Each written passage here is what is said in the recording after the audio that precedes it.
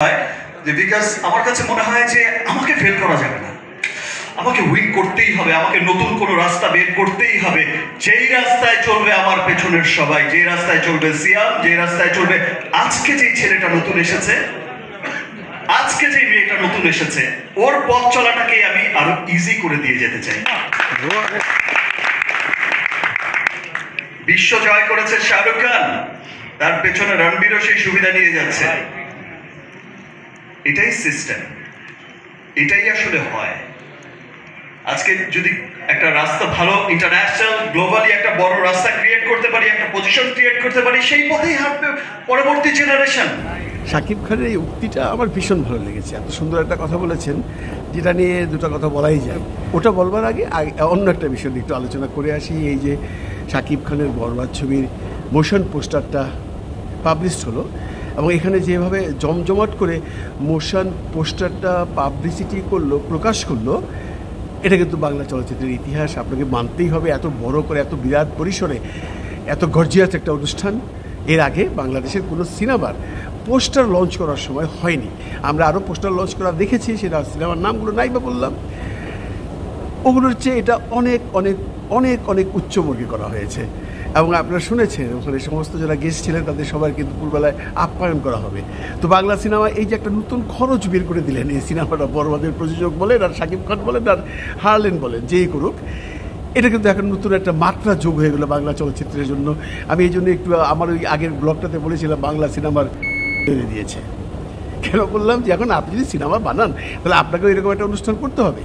তার হলে ওই সাংবাদিক ভাইরা বা ইউটিউবাররা বা কন্টেন্ট ক্রিয়েটাররা বলবে, ভাই এত দূরে যাবো, আপনার ওখানে লাঞ্চ বা ডিনার কী আছে, নাম্বার 2 জিজ্ঞেস করে আপনার এখানে আর্টিস্ট কে কে আছে। কারণ যে কোনো একটা কন্টেন্ট ক্রিয়েটারের একটা কন্টেন্ট করতে গেলে সে যদি পাশে আরও কোনো শিল্পীর কন্টেন্ট পায় সেগুলো করে। আপনারা দেখবেন দুদিন পর সিয়ামের কোনো কন্টেন্ট আছে, বিদ্যাসিরা মিমের আছে, দিঘির আছে, শবনম ফারিয়ার আছে, সবার কিন্তু কন্টেন্ট এই কন্টেন্ট ক্রিয়েটাররা ফাঁকে ফাঁকে করে নেবে, তাদের পুষিয়ে যাবে।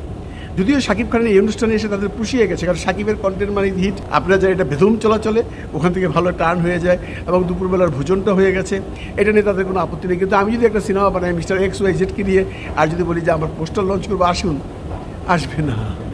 বলবো যে ভাই খাওয়া কি দিবেন, বলবো আর কে ডাইবো আপনাকে এলে, খালি আপনারটা করলে তো মানুষ দেখবো না, আমাকে পুষাই বলে গাড়ি ভাড়া দিয়ে যাবো ভাই, মানুষজন আনতেই। তো আমি কী করবো? তার মানে কি আমি লঞ্চ করতে পারবো না? করবো, আমার এখানে লোকজন আসবে না? আসবে না।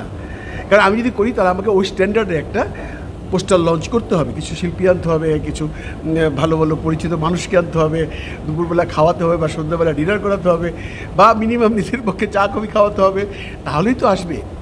তো এই যে একটা প্রবলেম নতুন শুরু হয়ে গেল বাংলাদেশে, যে সিনেমা শুধু বানালেই চলবে না। এখন আপনি শাকিব খান যদি সিনেমা বানাবেন তাকে দেবেন 2.5 কোটি টাকা, সিনেমা বানাতে 10 কোটি টাকা, পাবলিসিটি করতে আরও 1 কোটি টাকা। এই রাস্তা বরবাদ করে দিল। এই জন্যই বারবার বলি বাংলা সিনেমার মেরে গেল। কারণ সিনেমা আপনি বানাবেন, আপনি যে কোনো আর্টিস্টকে দিয়ে সিনেমা বানান, আপনি যত বড় আর্টিস্ট আপনাকে পাবলিসিটি করতে হবে। আপনাকে পাবলিসিটি করতে হলে এর মতো না পারেন, এর কাছাকাছি স্ট্যান্ডার্ডে করতে হবে। আপনার খরচ বেড়ে গেল। আর শাকিবকে নিয়ে যারা সিনেমা করবে তাদের কথা তো আলাদাই। তারা তো 2.5 কোটি টাকা দিয়ে শাকিবকে নেবে, তারপরে আরও টাকা খরচ করবে, আরও 1 কোটি টাকা এখানে খরচ করবে, কারণ বাকিরা কি সিনেমা বানাবে না? বাংলা সিনেমা কি তাহলে আর হবে না? শাকিব ব্যতীত কারো সিনেমা হবে না? হবে, ছোট আকারে হবে, এরকম গর্জিয়াস আকারে হবে না। শাকিবকে নিয়ে বানাতে গেলে এরকম গর্জিয়াস আকারেই করতে হবে। তো বন্ধুরা, যেটা প্রথম বললাম যে শাকিব খান বলেছেন যে কথাটা, যে আমি এমন রাস্তা তৈরি করে দিয়ে যেতে চাই যে পথ ধরে আমার পেছনে যারা শিল্পীরা আছেন, আমার ভাই বন্ধুরা আছেন, নায়ক আছেন, নায়িকা আছেন, তারা সেই পথে চলবে। কথাটা অত্যন্ত দামি একটা কথা বলেছেন শাকিব খান। এর জন্য শাকিব খানকে আমার অন্তঃস্থল থেকে ধন্যবাদ। দেখুন, শাকিব নিজেও জানে শাকিব সারা জীবন এই রাজত্বটা ধরে রাখতে পারবে না। তার বয়স হচ্ছে দিন দিন, সে একসময় এখান থেকে চলে যাবে। তারপরে ইন্ডাস্ট্রি চলে যাক, এই ইন্ডাস্ট্রি পড়ে যাক, এই ইন্ডাস্ট্রি মরে যাক, এই ইন্ডাস্ট্রিতে সিনেমা বন্ধ হয়ে যাক, শাকিব খান সেটা চায় না। অনেকে বলে শাকিব খান নাকি জেলাসি করে অন্যান্য শিল্পীদের নিয়ে। আজকে সে স্টেজে দাঁড়িয়ে বলে গেল যে আমি এমন একটা রাস্তা তৈরি করতে চাই যার পেছনে আপনারা সবাই আসবেন, সমস্ত জুনিয়র আর্টিস্টরা আসবেন। একটা কথা তো সত্য, শাকিব বর্তমানে বাংলাদেশের সবচেয়ে সিনিয়র আর্টিস্ট, সবচেয়ে বেশি সিনেমা করেছে। বাদই দিলাম, ওদের যারা এখন সিনেমা করে খাচ্ছে তাদের সবার আগে এসছে। ও নিজেও জানে ও সারা জীবন থাকবে না। ওর তো এই কথাটা বলবার কোনো প্রয়োজন ছিল না যে আমি চাই সবাই পিছন থেকে আসুক। কারণ আপনারা সবাই জানেন বেশ কিছু নায়ক নায়িকা আছে এই দেশে শাকিবকে জেলাসি ফিল করে। সাকিবের বিরুদ্ধে উল্টাপাল্টা কথা বলে, তাদের ছাড়াও যারা চলচ্চিত্রে সম্পৃক্ত আছে নায়ক নায়িকা, তাদেরকে উদ্দেশ্য করে বলেছেন আপনারা সবাই একটা সুগম রাস্তা করে দিয়ে যে আপনারা সবাই সেই পথে হাঁটবেন। সেও চায় এই যে নতুন শিল্পীরা আসছে তাদের সিনেমা বাইরে চলুক। দেখুন একটা ছোট্ট কথা বলি, আজ থেকে 4-5 বছর আগে আমাদের এই সুইডেনে কোনো বাংলা সিনেমা চলতো না। হ্যাঁ চলতো, ফাঁকে ফাঁকে কেউ পরাণ এনেছে, কেউ হাওয়া এনেছে, কোন দিক দিয়ে চলেছে, কোন অডিটোরিয়ামে চলেছে কেউ যায় না। কিন্তু তুফান প্রথম ছবি সিনেমা হলে, মানে দুটো বড় বড় সিনেপ্লেক্সে তুফান দেখানো হয়েছে। এই যে একটা বিরাট জয় বাংলা ছবি, কিন্তু আমরা সবাই খুশি হয়েছি। আমরা যারা সুইডেনে আছি আমরা কখনোই বাংলা সিনেমা দেখতে পেতাম না, আমরা চাই বাংলা সিনেমা দেখতে। আমি নয় সিনেমার মানুষ বাদ দিন, যারা সিনেমার মানুষ নয় তারাও আজকাল সিনেমার খবর রাখে, তারাও চায় বাংলা সিনেমা সারা বিশ্বে যেমনভাবে এগিয়ে চলছে সুইডেনে চলুক। আজকে আমেরিকাতে সিনেমা চলছে, আমি যেদিন দরদ দেখে আসলাম, বিরাট বড় হাউস, 12টা তার স্ক্রিন। এরকম আজকে এই যে বাংলা সিনেমা বিভিন্ন দেশে চলছে, এটা পিছনে শাকিব খানের দান আছে। আমি এই জন্য বলছি দান আছে যে তুফান এর ব্যতীত মানে প্রিয়তমার আগে আরও ছবি কিন্তু বাংলাদেশি চলেছে পৃথিবীর বিভিন্ন দেশে। 2-4টা শো হয়েছে, হয়তো অডিটোরিয়ামে ভাড়া করে চালিয়েছে, কিন্তু প্রিয়তমা এবং এই তুফান এগুলো এবং ইভেন কি দরদ, যে ব্যবসায়ী করুক দরদও যে পরিসরে যে ব্যাপকভাবে পৃথিবীর বিভিন্ন দেশে চালিয়েছে, এটা কিন্তু এর আগে বাংলা সিনেমাতে হয়নি। এর কাছে সিনেমাগুলো চলেছে হয়তো কোনো একটা হাউস ভাড়া নেই, 1-2টা শো চলেছে, কিন্তু তুফান, প্রিয়তমা এগুলো ব্যাপক আকারে চলেছে। আপনি যদি বেশি দিন আগে না, 2 বছর আগে যদি গলুয়ের কথা ধরেন, গলুও আমেরিকায় চলেছে, শাকিব খান নিজে উপস্থিত ছিল, সে নিজের সিনেমা দেখেছে, প্রেস শো করেছে। তখনই কিন্তু মানুষ এই প্রথম শুরু করলো যে বাংলাদেশি সিনেমা হলে চলছে।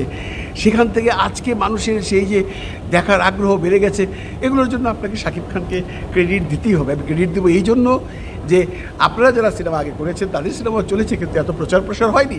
শাকিবের ছবি দিয়ে কিন্তু প্রচার প্রসার শুরু হয়েছে, সেটা তুফান হোক, প্রিয়তমা হোক, রাজকুমার হোক, দরদ হোক বা গলুই হোক। এই যে একটা রাস্তা উনি করে দিয়ে গেছেন, এই রাস্তা তো শাকিব খান যখন চলে যাবে আপনারা হাঁটবেন। আপনি নিশু, আপনার সিনেমা দাগি, আপনার সিনেমা চলবে, আপনার সুড়ঙ্গ কিন্তু চলেছে, সুড়ঙ্গর কিন্তু এত ব্যাপক আকারে চলেনি, চলেছে, কিন্তু আপনার এই যে দাগি ব্যাপক আকারে চলবে।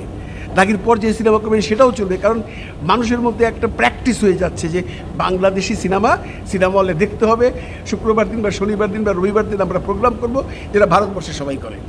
সিনেমার জন্য আলাদা একটা বাজেট রাখা, আমি আমেরিকাতে দেখেছি এখন অনেকে সিনেমার জন্য বাজেট রাখছেন, সেদিন সিনেমা দেখবে, বাংলা সিনেমা দেখবে, রেস্টুরেন্টে খাবে, বাচ্চা কাচ্চা নিয়ে ঘুরবে বা ফিয়ান্সি নিয়ে ঘুরবে।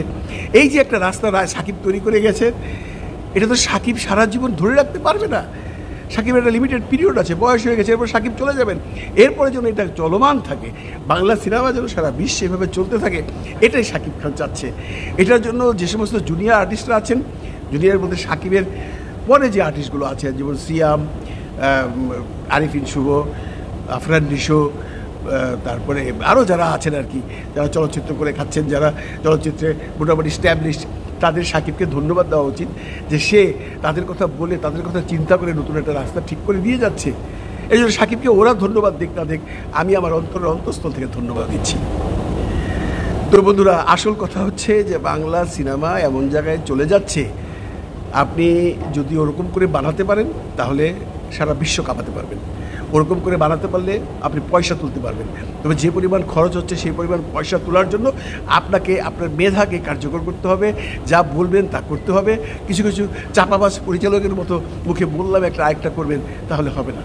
আপনাকে পরিশ্রম করতে হবে, আপনাকে ভালো গল্প নিতে হবে, আপনাকে ভালো শিল্পী নিতে হবে, আপনাকে ভালোভাবে সিনেমাটা তৈরি করতে হবে এবং শেষ অবধি ভালোভাবে সিনেমাটা পাবলিসিটি করে মুক্তি দিতে হবে। সারা বিশ্ব জুড়ে মুক্তি দিবেন, আপনি আপনার পয়সা তুলে নিয়ে যেতে পারবেন।